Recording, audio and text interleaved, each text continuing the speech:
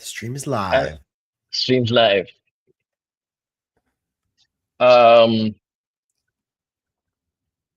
so let's start. I hope some folks have joined in. If not, you're going to miss the amazing intro that we're going to do right now. Uh, so my name's Proteem. I'm the CMO at Factors, and Factors we started off as an attribution company, but now we do everything ABM. And we're also going to launch this new AI layer over all of the stuff that we do. We've called it Scout. It's basically like an AI ABM coworker. Hopefully, that really sort of shifts our fortunes. Um, yeah, so we're heavy into ABM, we're heavy into attribution, heavy into LinkedIn ads, and we're going to mostly talk about LinkedIn ads today and how to do it really, really well. And we've got probably the best person in the world, probably, uh, in Anthony here. And he's been running his agency for more than 10 years. He's top 50 LinkedIn certified marketing expert. But more importantly, he's the founder of Speedwork, his agency. Anthony, do you want to just speak about yourself a little bit? Sure. So basically, I spend a lot of time on LinkedIn, but been working in the space for a very long time. Was able to put together the LinkedIn Learning course on LinkedIn ads. We actually have two of them about B2B marketing and about LinkedIn ads that are on LinkedIn Learning. So some good places to learn the good tips and tricks. But yeah, I spend a lot of time on LinkedIn. I do lots of advertising work. And we always love when a client has or gets Factors, helps with the reporting, tracking, attribution, helps us prove our work. So I know we're going to dive a lot into that today. But I'm based in Austin, Texas. And yeah, I just spend a lot of time on LinkedIn. Yeah. Has it changed? I mean, I remember for example, today I put up a random post about a post, a lamp post. I said, this is not a social media post, but it's a lamp. I just some stupid nonsense. And that's something that, like, say, 10 years ago when you started your agency, that would have never been a thing that I could have posted. Yeah. It's become a lot more like social media. And I'm sure that sort of affected the way your agency goes to market as well, right? Like, it's more casual.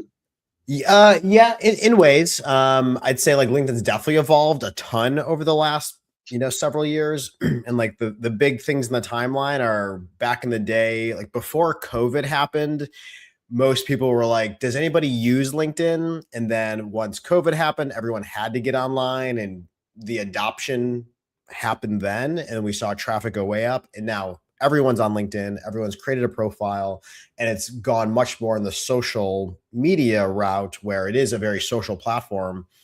And I think it's also like at the same time we've seen other platforms. Anytime I go on Facebook, it's just like a bunch of AI generated stuff that no one wants to read. So people just enjoy spending time on LinkedIn more because the content is better. And it's just like, especially professionals during the work week, like you don't want to be watching AI cat videos. Most people want to be like reading business content and like learning tips and tricks and stuff like that. So it's definitely been very interesting to see the evolution of LinkedIn. And then the two other parts are when thought leader ads rolled out. Of course, the whole strategies, have changed and shifted very significantly since then. And then with the addition of new APIs that LinkedIn's been opening up, that's kind of enabled a lot of new functionality and capabilities that just weren't available before. And Factors is taking has done great work with that. So it's kind of just opened up more data to give us the stuff that we need to know to, make an impact. Yeah, it's changed the nature of ads as well. I think, like, for example, we are experimenting with more fun ads, more casual ads. We market to marketers, so I think us marketers are a little bit casual in Yeah. nature. We want to have a good time.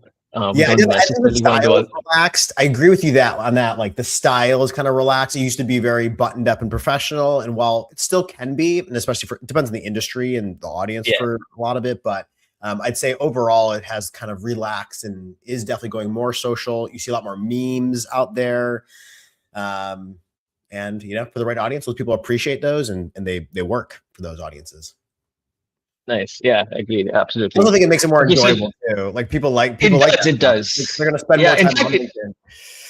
yeah. In fact, I'm not liking the AI stuff that's coming in a little bit, but I think folks are realizing that that isn't working also, Yeah. and the shift is coming back to something more real. So and authentic. That's good. So yeah. So today, just setting the stage as it were, we are going to talk about how to do LinkedIn ads well and why you should do LinkedIn ads well. And so we have this nice little report, um, and I stole this from the office, and it's really nice, very well designed, nice crisp paper.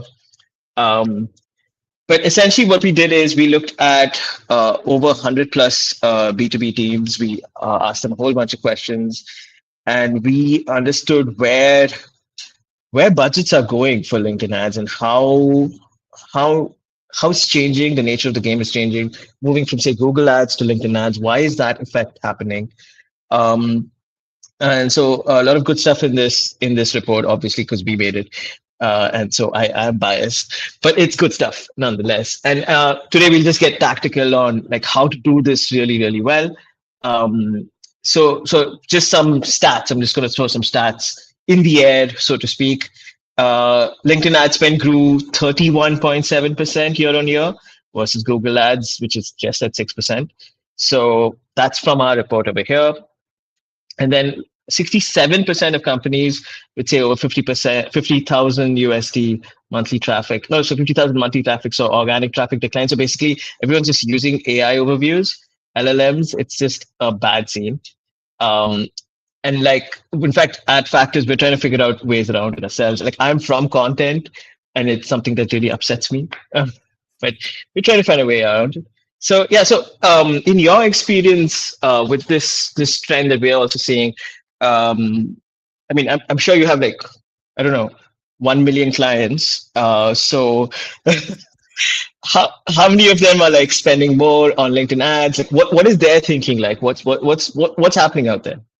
Yeah, and I think so. The main two things that are happening right now, one is that AI is just overhauling how search works.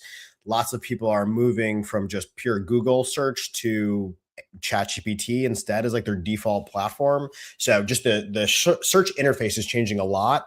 That's impacting search performance, organic, paid, all that's kind of changing a lot. So people are just seeing fluctuating results. You know, they're not getting the same results they used to. Traffic's changing, and then the other side of things is getting the visibility into the full customer journey has been very insightful for a lot of companies. So we're seeing the same trend in the clients we work with, that it's very easy back in the day to put most of your focus on Google, because if you look in HubSpot or your CRM, you're seeing all your UTMs are all like organic search, paid search, because that's like the most common last touch. Google's very good at like grabbing that last touch, and then it's going to show up in the CRM. It looks like all your traffic's coming from Google. Great, let's spend more on Google.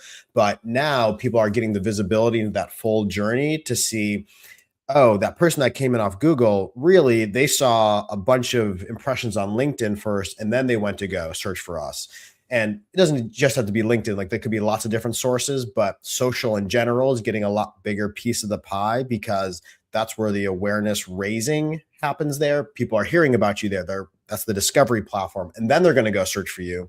So it's like, did Google really get you that traffic, or were you going to get that traffic anyways, and Google's making you pay for it and you're going to get it anyways? So the search landscape has changed a lot, and just the visibility we have into that journey has changed how people approach it. But yes, across the board, we're seeing people are choosing to reduce Google and just search budgets and putting more of that into discovery platforms like LinkedIn.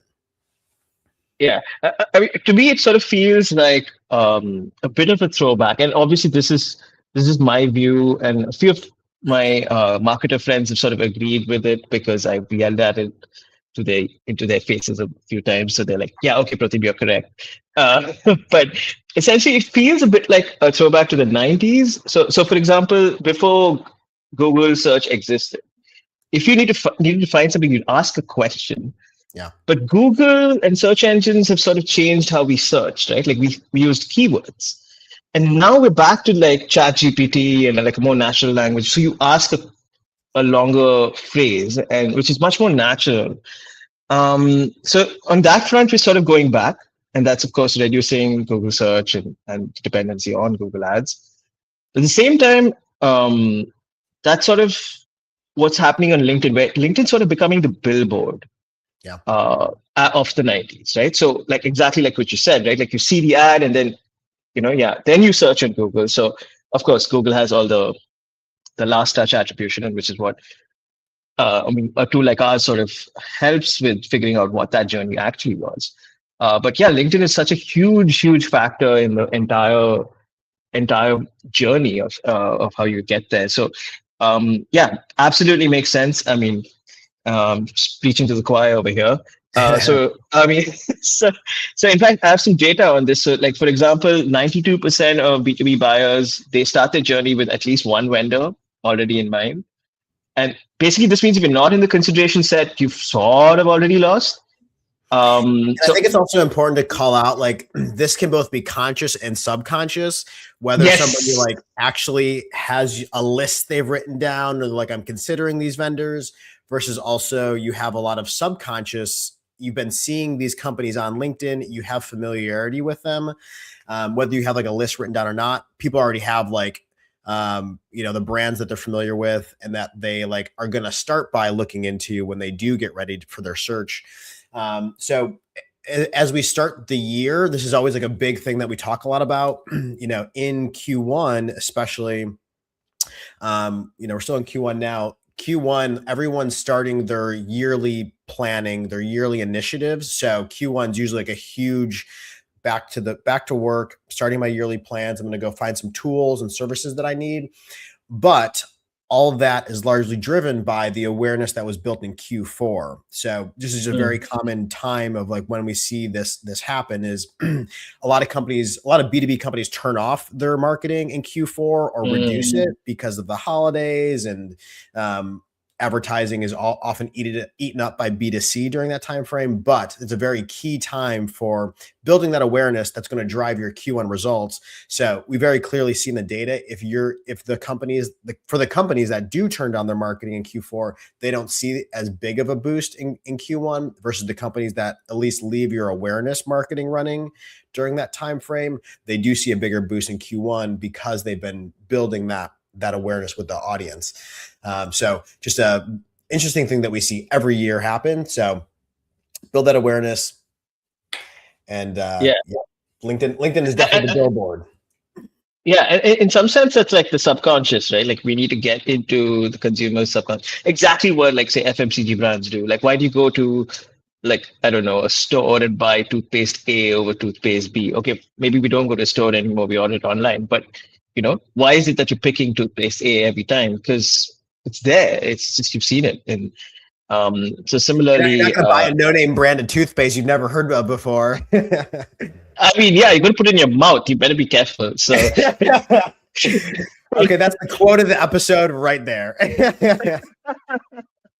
Yes, and this sort of explains the next couple of sort of facts I have. Like we've seen that LinkedIn sort of, if you're showing LinkedIn ads to people, you see a 46% higher paid search conversion.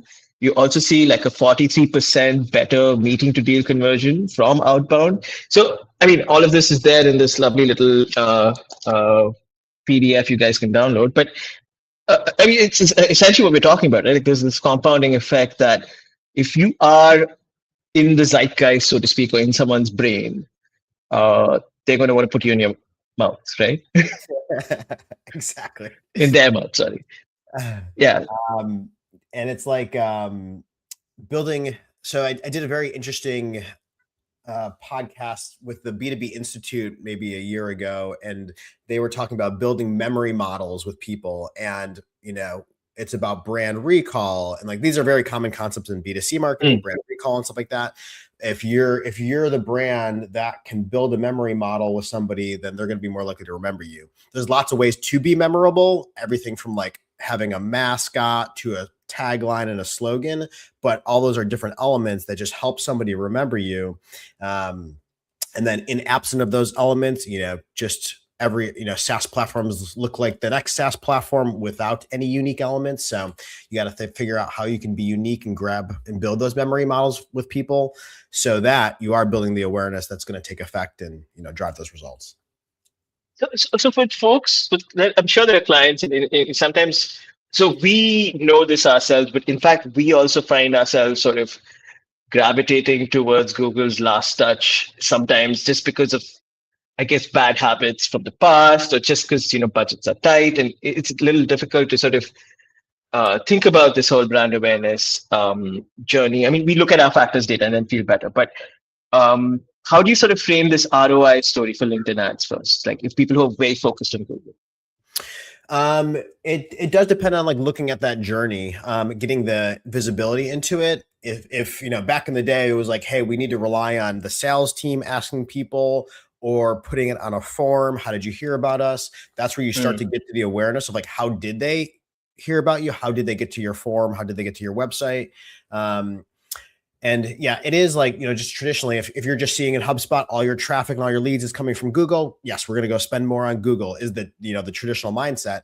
But when you start to add that question there and you start to see other things popping up there, and it doesn't have to be LinkedIn. It just, if you're a B2B company, it often might be, but it could be G2, or it could be a conference that you spoke at or something like that.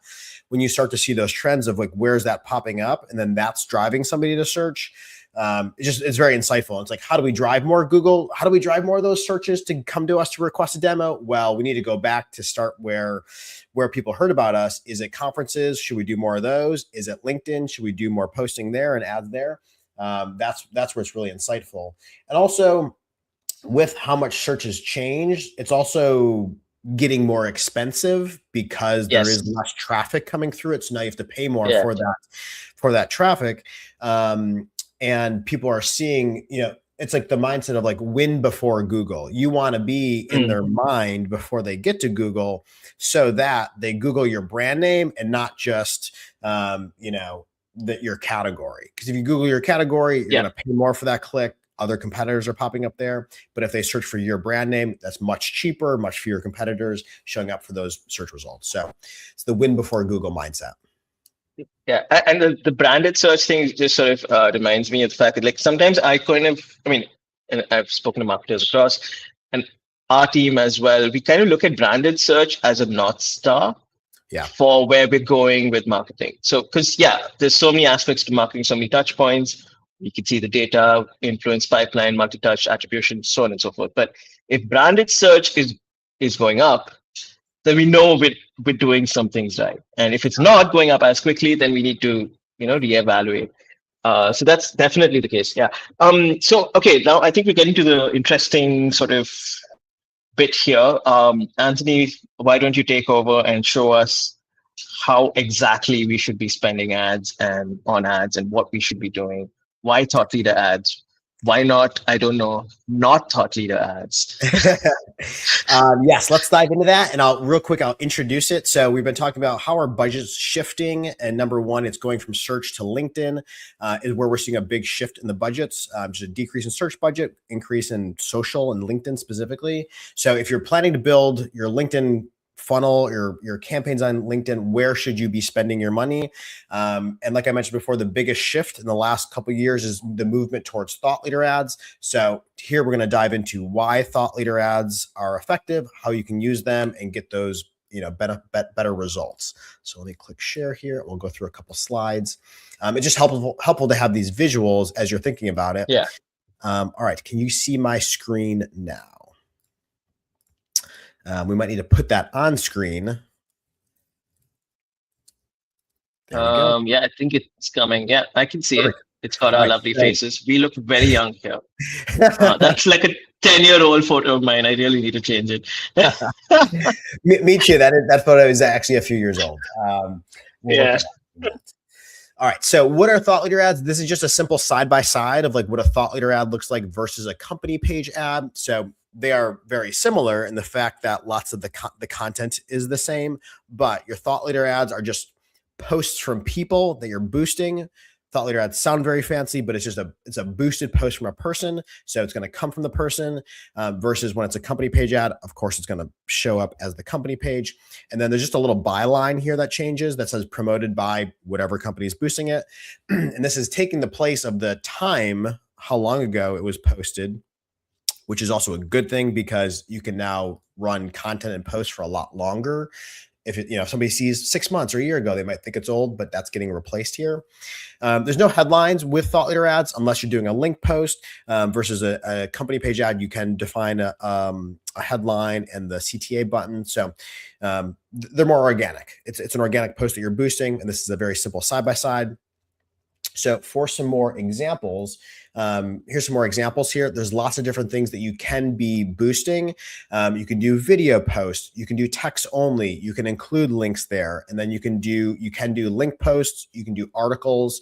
And there's lots of different types of content that you might want to be boosting. So why do they work so well? It goes back to the simple fact that people are always going to engage with people more than they will a company or a brand. People are on LinkedIn to learn from others, connect with others, and just kind of like, hey, I want to like read some good stuff that's going to help me in my job and help me with my company is at the end of the day what people are looking for on LinkedIn. Because of that, they drive much higher engagement rates, which allow you to achieve much lower costs on the platform. When you talk about LinkedIn ads, everyone says they're expensive, and they are if you compare it side by side with Meta. But when we are able to achieve these higher engagement rates, we can then get our costs way down, which then makes it just everything performs better at that point. Number 3 here is that people stop and actually read them is one of the biggest things is when we look at dwell time in the platform, we see that across the board, thought leader ads get 2 to 3x the dwell time of a company page ad. So that allows you to go a lot more in detail, more long form with your content, meaning people are reading it. And the number one goal of B2B marketing is like consumption and building that awareness through consumption. And then conversion will come later. So number one, we need people to read and understand who we are and what we do. B2B companies are complex. So number one is getting that consumption. And we see people sit there and read the content much longer when it's from a person. And then lastly is just, of course, there's more trust with a person than just purely a company. If you just see an unknown brand show up in your feed, you don't know who's behind this brand. You don't know where they live. You don't know anything about them. But when you see a person, you can click to their profile. You can see where they live, where they work. You can see their history. There's a lot more trust coming from people. So next, let's talk about content and how to make the biggest impact with these thought leader ads. So there's a few different like things that we think about as you're going to approach your campaign. If you're a smaller company, it's usually going to be a founder or owner or CEO whose post that you're boosting.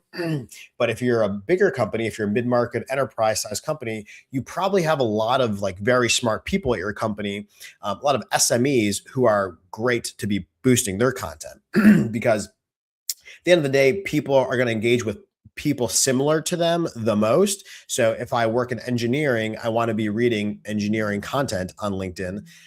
If I work in finance, I probably want to be reading finance content. So what we think about a lot is lining up those personas. And, it's well known that in B2B marketing, you need to be selling to the buying committee. It's the bigger your deal, the more people that are involved with it. So it's not just one person I want to be reaching. I need to be reaching many people. And you're usually thinking about the different personas you need to reach. So as a deal gets further in your funnel, you probably need to be reaching finance. You need to be reaching IT and these other players who are going to be involved. So what we'd like to do is to align the personas of the people we're boosting with the target audience of who's going to be seeing that content. That's where we see the best results. So here's just an example from a company of the different personas that we were boosting. We have a CFO.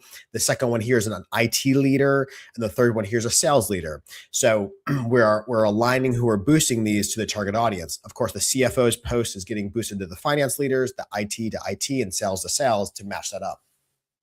So that's just something to think about for your strategy. If you're a bigger company and you have more people involved, it's great to be involving more people and get more voices in that conversation. So number two is if you do have people with large followings, hey, you might have somebody in your company who's already very active on LinkedIn. Maybe they're coming from another company or they just have a long history in the industry. Those are great people to be leveraging. And then if you have people who are the most active on LinkedIn, also great to be leveraging them because you're going to be getting comments on your post. You want to make sure those comments are getting responded to. As you're boosting posts from people, others are going to be following them. They're going to be connecting with them. So the best are when those people are active on LinkedIn. Otherwise, if you just boost one post and then nothing else comes out of that profile, it's like, well, what else is this person doing? There's just nothing else there to consume. So active people are great. And then do take a pass over polishing up their profiles before you go to put ad dollars behind it. We were working with this one company once and they had like a brand thing where they like took everyone's profile picture and they like put a shade of like green over it and it looked nice. You could tell they were all from the same company, but it was like a green washout. And the other thing I think about is in the age of AI these days, people are skeptical of AI profiles. Yeah. So if your profile picture isn't a realistic picture, that's hurting you a bit because people are like, ooh, is this an AI generated profile? I don't want to engage with that. So they're going to move on. So use a realistic profile picture. So take a pass over the profiles before you boost the post. The profile picture and headline, as you can see in these screenshots, that's the two most visible things. Make sure that's really good. And then number 4 here is we know it can be very difficult to get people to post on their own. We've worked with many teams and they're saying, we're going to post, it's coming. And it'll take months if you just leave them to their own devices. Yeah. So when you have that case, give them the content to be posting, give them the starter content, if they want to like put in their own voice or tweak it a little bit, great. But if you're having trouble getting people to post, give them the content to post and that'll help get them started. One other thing is if you have trouble getting people to post, the best tactic I've found is go find competitors who are posting and getting good engagement and share it with them and show them, hey, your competitors are doing this and you're losing because you're not doing this. So that's one of the best ways to get people moving. All right. So those are some tips there. Next is over to content formats. So people always ask, what should we be posting? There's lots of stuff that can work on LinkedIn for boosted content. I'm going to tell you across the board, there's lots of stuff that can work, but across the board, we see case studies always perform well. And it's not the we are awesome case study. It's the here's how we achieved XYZ result. And here's the steps we did to do that so that I can teach you how you can do this too. So the educational case studies. And then of course you're showcasing your results at the same time. So people that want that result are going to go to your website. They're going to go reach out to you when they want help with that. So across the board, case studies do very well. It has to be the educational type of post, not the we are awesome type of post. Save that for a retargeting ad. But if you're just getting started, start with text-only posts. Those are the simplest to write and create. And we actually see text-only posts get the most read time for the reason that as soon as you attach anything to it, a video or an image or a link, someone thinks there's a chance that this could be marketing to me, and people just are less likely to read that. So across the board, we see text-only posts get the most read time. And as soon as you have an image or a video, you get less read time. So there's times to use all different types of creative. We do recommend variety, but start with text only. And then the next is video is very good. Video is the most impactful visual you can share with somebody. And getting more face time with your audience is gold. We always say, usually it's like somebody has to schedule a call and show up to that call and then you're face to face with them. Well, why don't you just put your selfie video in the feed and then get to know you a lot better that way. So video FaceTime is gold. We see people tend to watch video the most when it's in a retargeting ad, meaning they already engage with you in some way and they know who you are, and then they're going to be more likely to watch it.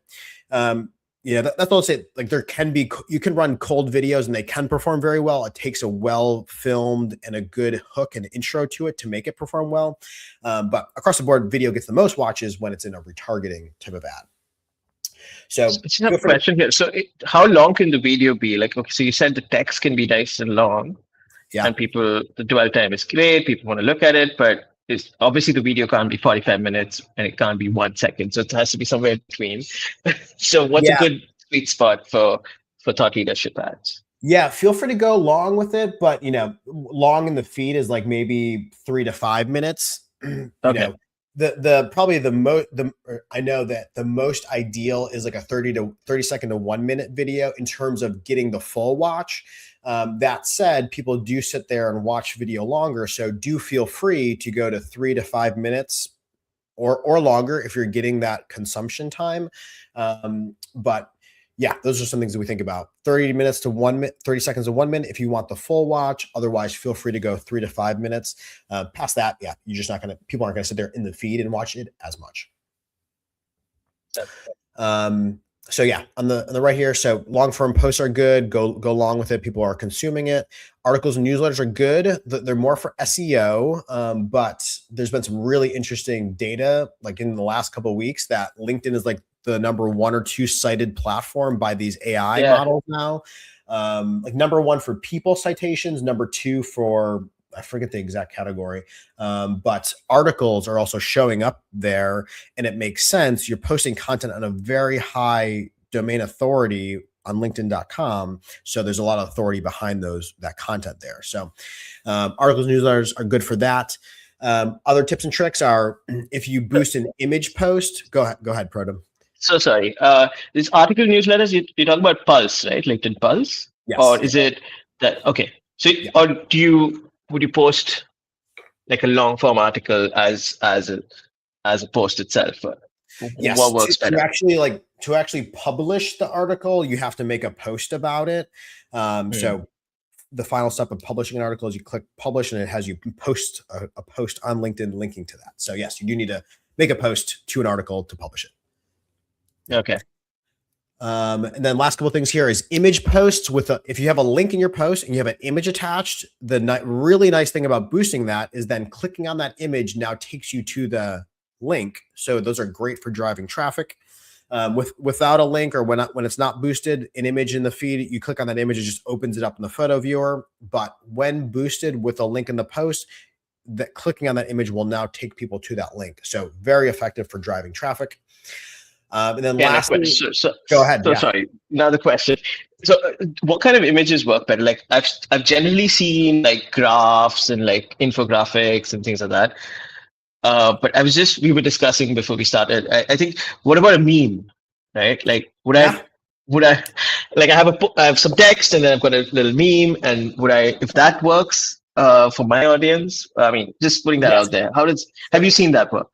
Overall, more organic feeling images are going to perform better in this case. And yeah, just think about like, what would if somebody was just making a post, what would they post?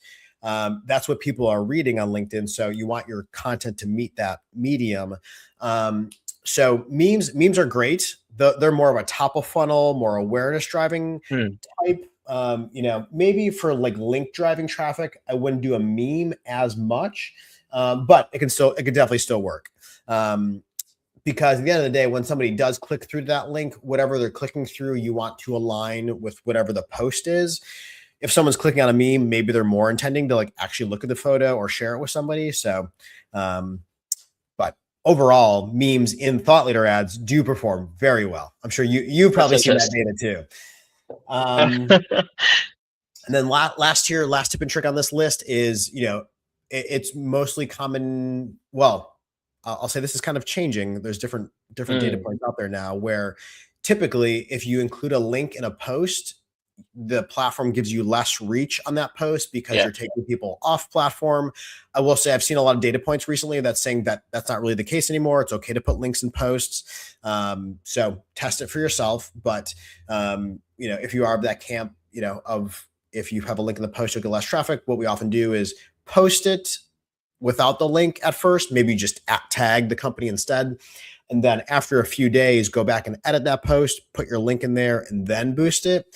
So then you're getting the organic traffic you would have gotten, and then you're also going to boost it and get that paid traffic afterwards.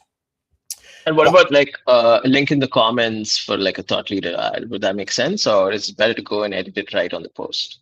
Yeah, we're getting really tactical, but that's point again. So. Yeah, no. Typically we'll start with link in the comments, and then we'll go back and edit it and add link into the post later.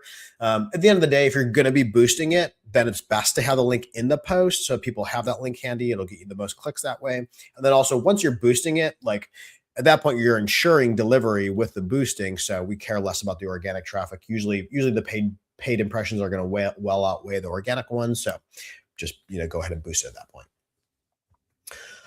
All right, that's a lot of tips and tricks. We have more slides here we'll cover, but if anyone has any comments along the way, feel free to drop them in the Q&A here. We'll have Q&A at the end because those are a lot of details, and yeah, getting into the nuance sometimes is the important part.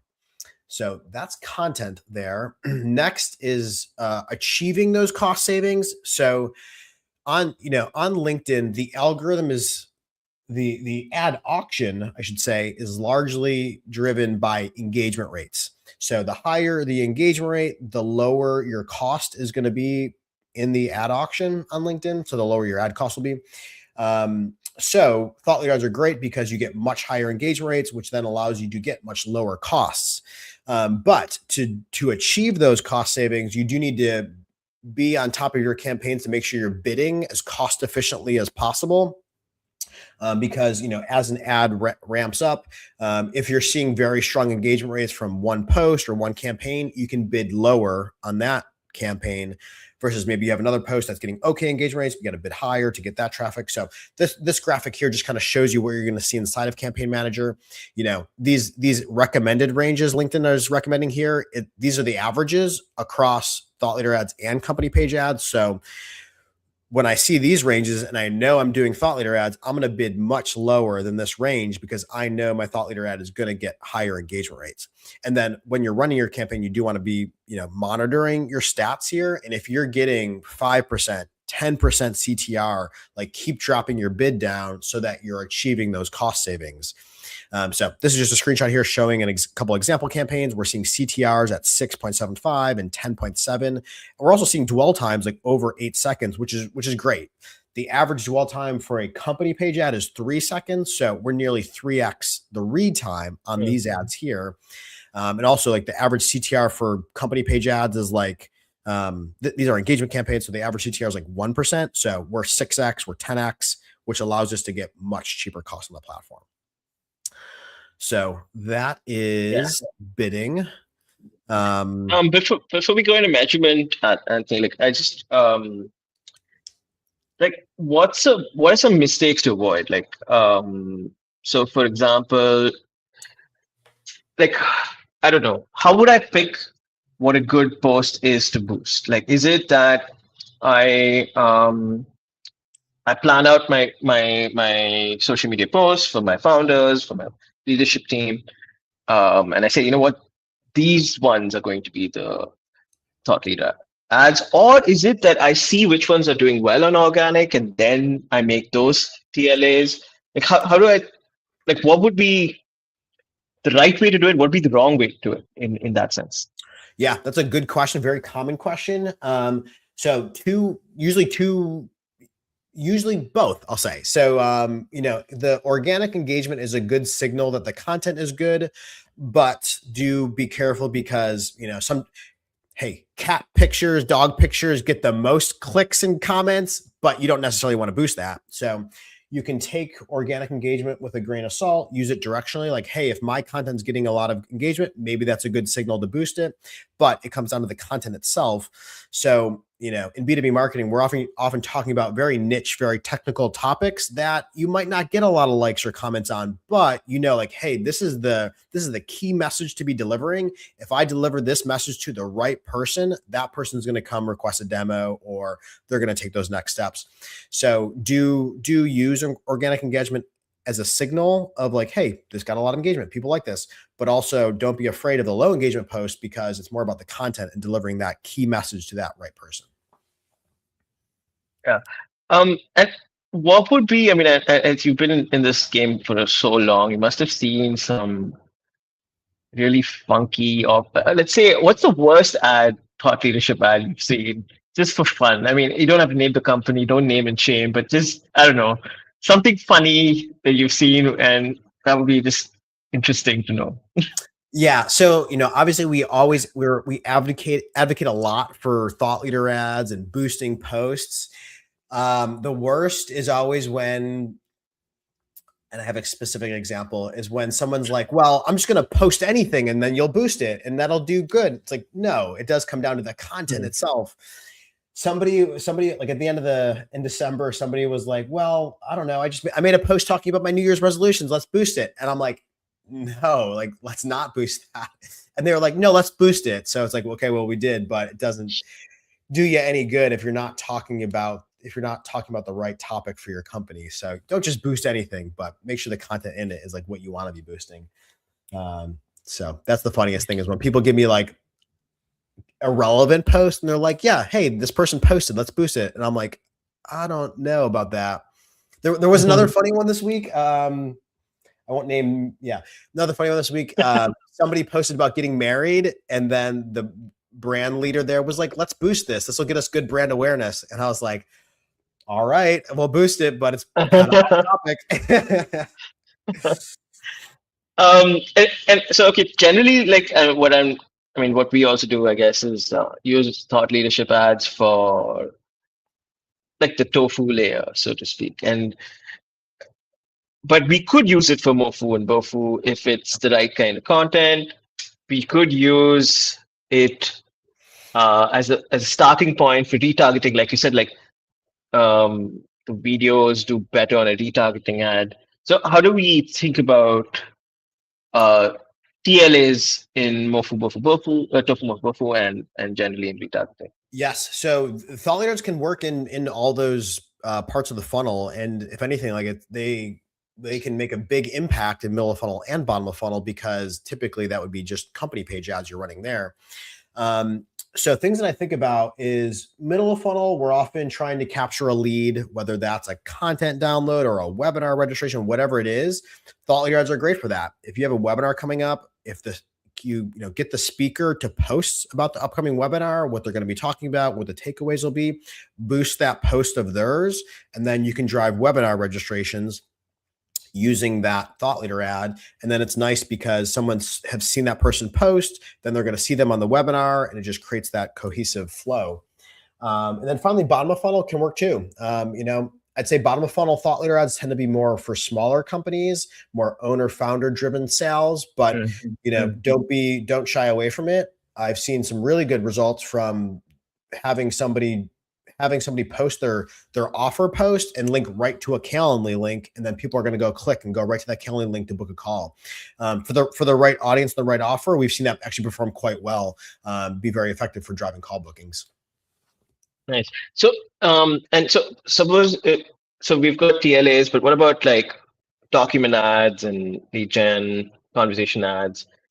Like, where would I put my budget into 2026? Yeah. So all this is to be split tested, but I'd say some common things that we often do. So as far as like the funnel, often like thought leaders are really good for top of, they do lend themselves the best for top of funnel, because they're good to break into an audience. And then once you have some brand familiarity, that's going to help your company page ads perform better. So often we'll lead top of funnel with thought leader ads to break into the audience, and then retarget those people with company page ads in middle and bottom of funnel. Getting into middle and bottom of funnel, that's where, yes, using document ads can be effective, a nice way to kind of put a few slides of information in front of people. And then in bottom of funnel, conversation ads do perform very well for bottom of funnel. And then it is very nice when you have one person who's posting those thought leader ads and you're boosting them, and then you're using that same person as the sender of your conversation ads in the bottom of funnel. They've already seen this person. They've read their content. It makes it much more likely that they're, number one, even going to read the message you're sending them, and then number two, going to respond to it and submit that form.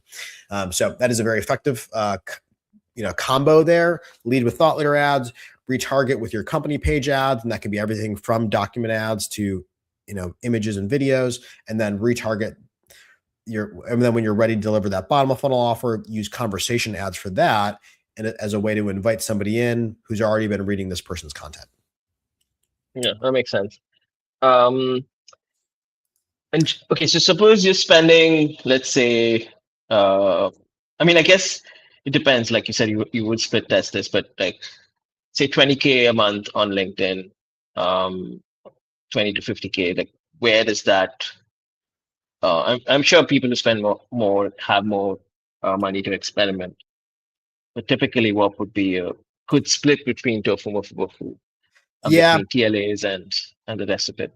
that is very audience and offer dependent. And what I always say is like, first of all, don't make the funnel any longer than it needs to be. If you are offering a very hot piece of software that people want and are ready to buy, go right for request a demo. Just put it all in bottom of funnel if it's going to work. There was a company that released some software last year that we worked with that there was a new government requirement. You had to do a certain reporting in your financial reporting. And they were one of the first to market for, hey, here's the software you can use to do that. Everyone in finance knew they had to do it. So we just went right to request a demo and it performed very well. Like there's no need to do brand awareness when people already want what you have. That said, most enterprise B2B companies can't do that. You need to build a level of awareness and trust and interest before someone's going to go request that demo. So that's when you start to funnel it to your top and middle of funnels before you get to bottom of funnel. So it is more of the art and science of the approach of, hey, if you can go all right to request a demo and that works, do it. Otherwise, you need to start turning the dials to top and middle of funnel. So that's all to say, if you're a brand new company getting started, you're probably going to be spending more of your budget on top and middle and then moving it to bottom of funnel as you build your warm retargeting audiences. So this is all adjusted on the fly based on your cost per conversion, your conversion rates. But those are a couple of ways to think about it to maybe help people figure it out for them. Yeah, this actually this reminds me, like, we've seen in our data that if across the buying committee, people see about 500 to 1,000 impressions, we're much likely to convert them. Yeah. And so that's something that we're able to see through factors. We partner with LinkedIn, so we have company intelligence. We can see what have they seen the organic posts, have they seen the paid posts, that entire funnels sort of looked at, and then we could be like, hey, okay, this is what's working really well. So that's definitely something that we need to do. So I mean, okay, so let's look at measurement. Obviously, let's not do last click because that's a bad habit. Yes, and that gets you in the Google only bucket, and you're spending all on search ads, but people are finding out about you other places, and you're overpaying then when you do last click. So a couple tips and tricks for measurement. First is just continuing to talk about thought leader ads. People ask, how do we measure them? And then, of course, have conversion tracking set up. So wherever your thought leader ads are leading people to, or, hey, they're going to see your thought leader ad, they're going to click to your profile and then go to your website. So have conversion tracking on all that as normal.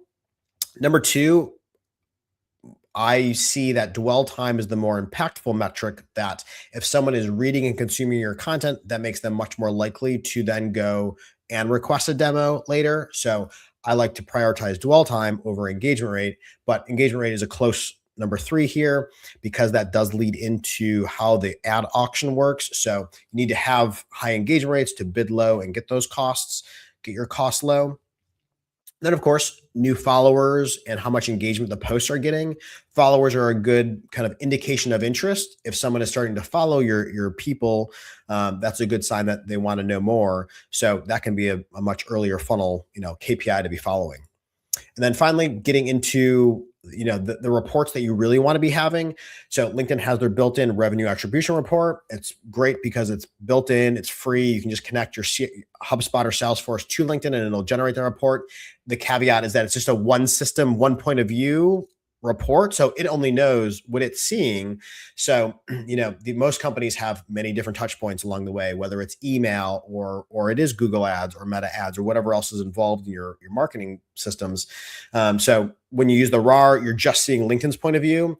So when you want the full journey, that's when you need to use a platform like Factors, which can put all those pieces together for you. And then it is very insightful to be able to go look at that journey and see what are the steps that company went through, And then when you start to analyze that across several opportunities and across your pipeline, you're going to start to see trends of like, oh, we're getting the most people start here. Maybe it's LinkedIn, maybe it's G2. Most people are then getting on a webinar, and then most people are requesting a demo. Like that's the most common thread we're seeing across all of our deals. Then hey, we're going to go spend more. We're going to go push harder on those events and those touch points along the way. So those are some tips and tricks for measurement. Last year's share of voice, bigger brands find share of voice is very important, and it is important. How are you showing up on LinkedIn against your competitors? Are you capturing more share of voice than your competitors? There's a interesting principle called excess share of voice, in that if you as a brand are capturing larger share of voice than your competitors, you're going to naturally grow to that share of voice percentage.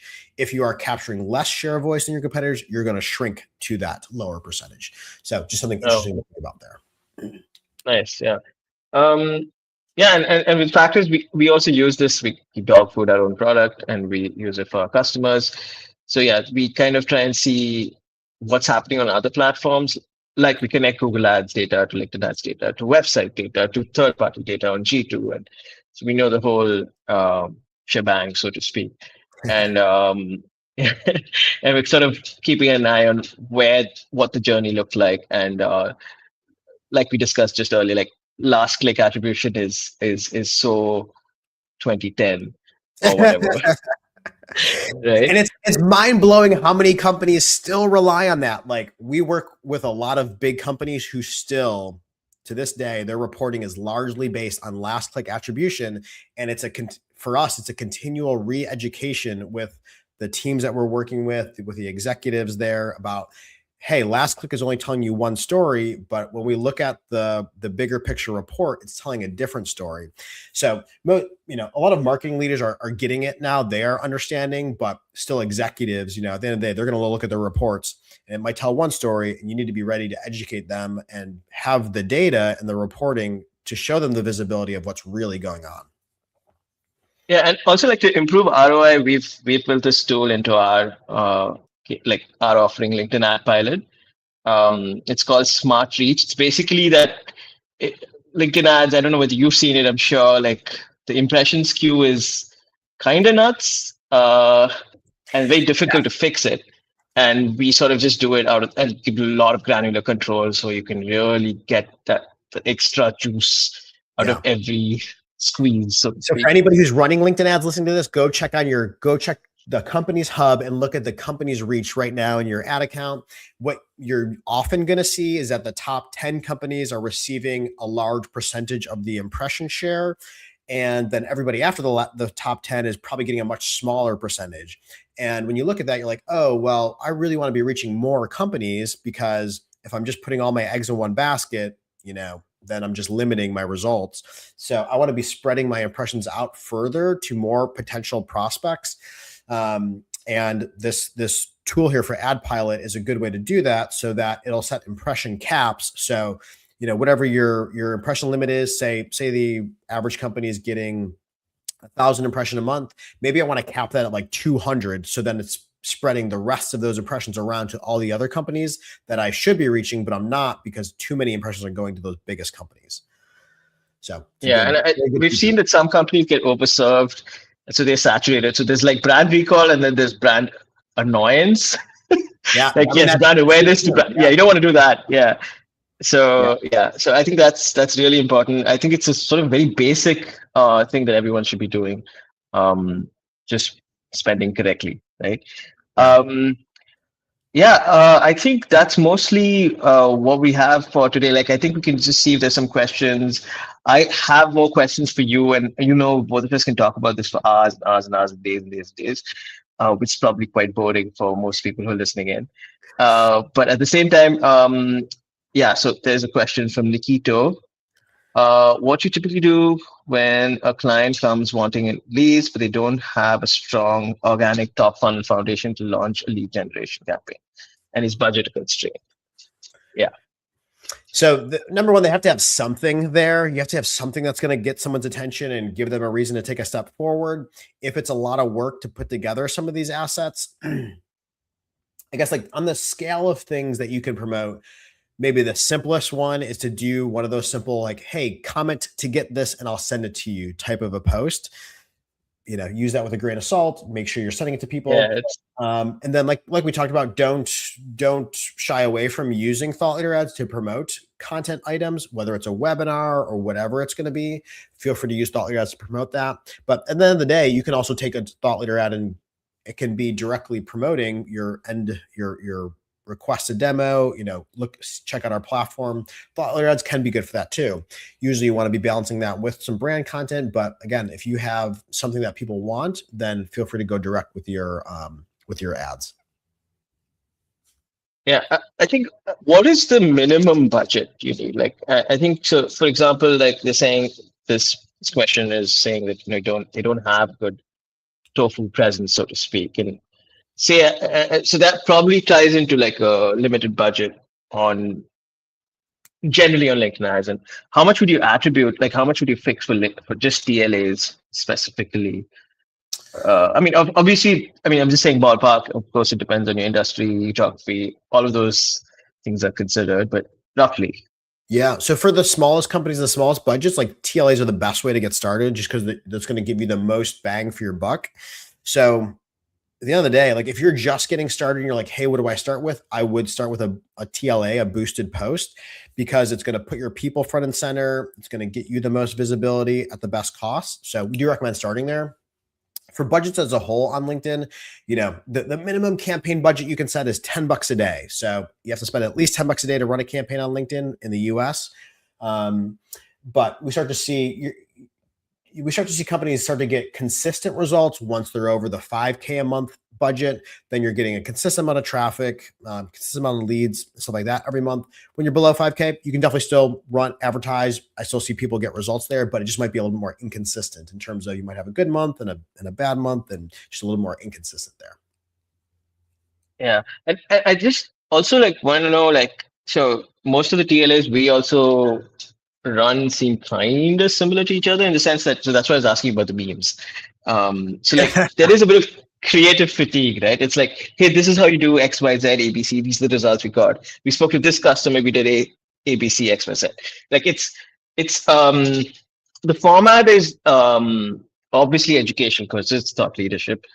But in that, we have to sort of find the nuance and the creativity. Like, how is there some sort of framework you have for that to not get so tired? Ad fatigue does happen. And like if everyone's posting the same thing and boosting it, then people are gonna be like, I already saw this, I already read this. I always recommend for people to personalize and put the content in their own voice and to suggest like incorporate some personality with your post, whether that's emojis or memes or whatever it's going to be. Adding personality is always good. Like my personality is going to be different than your personality, is going to be different than somebody else's on my team's personality. So having it in their personality just makes it more genuine and authentic and is definitely going to increase your engagement. Yeah, I think we have one more question. Mansi, that's from my team. Would you suggest having a clear CTA with a landing page link on the post? Usually on LinkedIn, we put the link on the comments. But to ALA, would it make more sense to have a link right there? Yeah, so I do recommend put the link right in the post. When you first post it, you might put the link in the comments to start and maybe just tag your company in the post. And then after a few days, you can go back and edit that post and then put your link in the post after a few days, once you've already gotten that organic reach, and then put the link in there and then boost it. Then you're getting both the organic reach you would have gotten and then also boosting it with a link in the post. And then for your offer type of post, I do recommend having a clear CTA. Like the goal is to drive people to that offer. Your more top of funnel and awareness and case study posts, those ones might not have as strong of a CTA. Those ones might be more about learn something, get to know me, and then you retarget them with your offer posts. So usually we're kind of intentionally writing and crafting different posts in different ways. Yeah, makes sense. I think we're almost out of time. Anthony, it was lovely speaking to you. I mean, I learned quite a bit today. I hope the audience also have, and we'll probably put this up on YouTube and send it to folks. So even though you've not caught it live, you can find it. Anthony, where can people find you? What are you up to? And Well, I'm on what would you like LinkedIn. to You tell? can definitely find me on LinkedIn. I'm the only Anthony Blattner on LinkedIn. And then our website is speedworksocial.com. And then if you want to learn more about LinkedIn ads, tips and tricks, we also have a podcast called LinkedIn Ads Radio, where we have lots of different episodes. It starts with a masterclass, and then there's lots of different episodes deep diving in different topics. And we have interviews with LinkedIn and stuff like that. So lots of good content out there. And then also on LinkedIn Learning, there's 2 courses, B2B marketing on LinkedIn, and then LinkedIn ad smart tips and tricks. If you want to learn more about LinkedIn ads and stuff like that, go check out those courses. Those are a few different places. Yeah. As for me, you guys can check out Factors' free trial. Please do that. Try out LinkedIn Ad Pilot. It's pretty powerful. I think it does most of what Anthony requires. Or, at least download this. It's there. It's called From Uncertainty to Opportunity. I don't know why we called it that. We tried to be cool. It is cool. It is cool. I mean, having good data is very cool. And just like having the benchmarks and setting the right expectations with your stakeholders, with your team is a very good process. We put a lot of effort into this, like nice little designs. We've got Easter eggs and things like that. Download it. I think you'll like it. And obviously, if you download it, we start badgering you guys with emails as expected. You guys know how this works. This is how marketers do. Yeah. So thank you for tuning in. Thanks so much, Anthony. It was so lovely to speak to you. I hope we do this again and learn more. And I can see your cat. Oh my God, so cute. There's 2 that'll be roaming around in and out here. Yeah. So. All right. Thanks, everyone. Bye. Bye-bye.